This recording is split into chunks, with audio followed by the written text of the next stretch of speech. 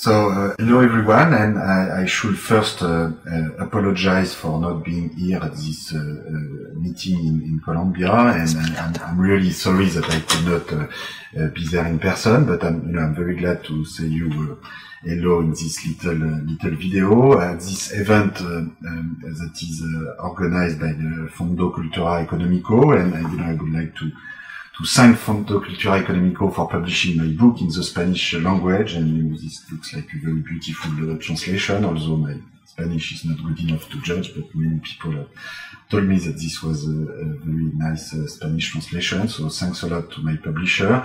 I know that this event is also co-organized by La República and its director Fernando Gugliero, and I would like to thank you all for participating in this panel discussion, in particular Simon Gaviria, Bruce McAllister, and Beethoven Herrera.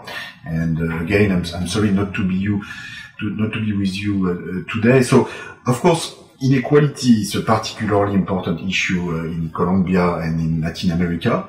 And I should apologize that my book does not include sufficient material about Latin America, although it's not entirely my fault. That's partly due to the lack of access to income tax statistics and to historical fiscal data in Latin America. There's been some progress recently, and my friend and colleague Facundo Alvarado for a long time has tried to work on fiscal data in Latin American country, particularly in Argentina. Recently, in Colombia, there's been some very interesting estimate done by Facundo and by Juliana Londoño, who is a very, very bright young economist who worked at the Paris School of Economics and is now doing her PhD at Berkeley, and she has done a very, very interesting estimate showing that the level of inequality in Colombia, according to her estimates that we have now put into the World Top Income Database, is probably higher than what we have ever measured for other countries, although there are still some countries missing. I think more generally it would be very interesting to include more Latin American countries. It's important to realize that household survey based self-reported information tend to underestimate inequality, in particular at the top of the distribution. And probably inequality in many Latin American countries is even higher than what we think it is, because usually the official estimates, although they show a lot of inequality for Latin America, are based upon household survey information, and the estimate by Juliana for Colombia shows that using fiscal data, even in countries where the fiscal system is not working perfectly well, gives us a higher estimate of top income shares than with household survey.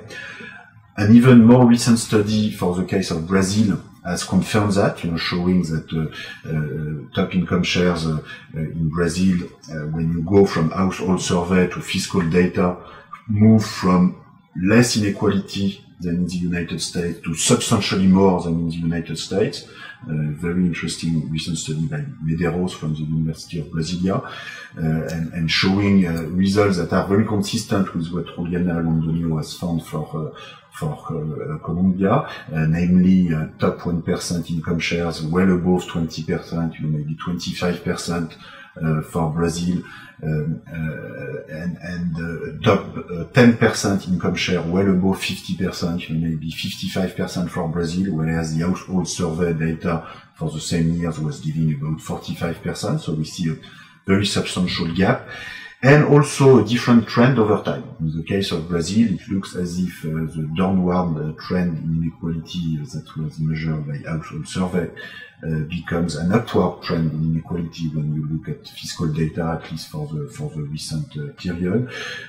So I think, this is still preliminary findings for Colombia or for Brazil, but this illustrates how important it is to have more transparency about income and wealth in Latin America, and particularly in Colombia and in Brazil and in other countries. We are still waiting for access to fiscal data to more Latin American countries, including Mexico.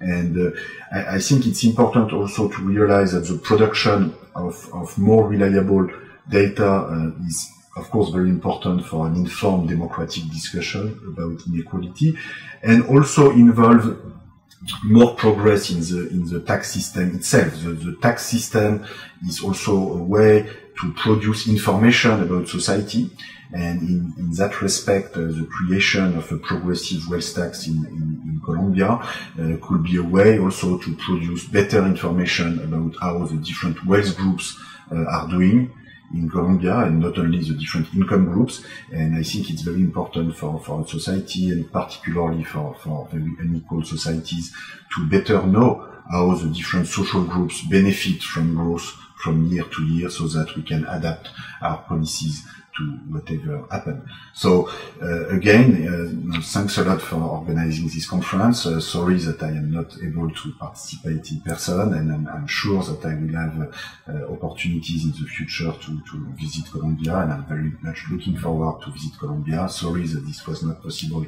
this year. I have accumulated a number of travel commitments during this fall, between September and 2014 and the spring of 2015, which is simply too much, and I need to keep a minimal amount of time for normal professional and family life in Paris. So sorry for not being here, and I hope I visit Colombia soon in the future. Bye bye.